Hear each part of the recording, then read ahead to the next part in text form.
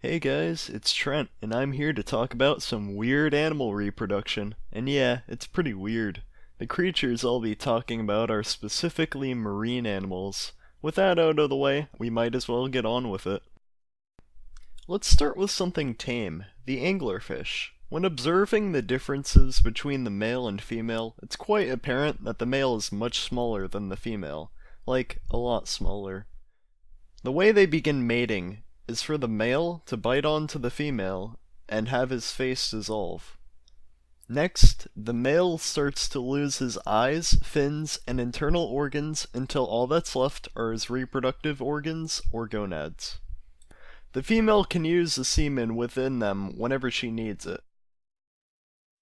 On the topic of semen, there are several species of sharks that have females that can store semen within their bodies for several months or even years. For comparison, the semen of a human male only lasts up to 5 days.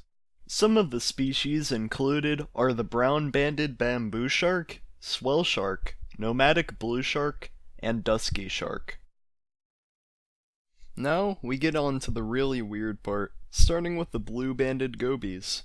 This bizarre fish has the wacky ability to change genders several times. Most sea creatures can only do that once. But to the reason why, we must first understand the society of this species. The blue-banded gobies live in a size-based hierarchy where the largest male is king. There are very few males and several females in a colony. If that male dies, however, the next largest female will take over and become male. If there are no other females in the population, then the more submissive males will choose to switch to being females so they can reproduce. To end it off, we have something quite the opposite of what us humans and most mammals are used to: the male pregnancy of seahorses.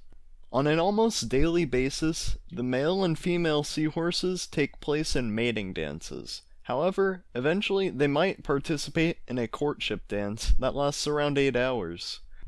After the dance, the female lays her eggs inside the male's pouch. Overall, there are usually around 1,500 eggs laid. Then, over the course of 9 to 45 days, the babies develop it within the male's pouch. However, very few survive. And those are all the animals I have for you today. I hope you guys enjoyed me talking about weird sexual practices of sea creatures. I'm sure there's several other weird practices I didn't cover, but I only had time for 4. Anyways, I hope you all have a good one. See ya.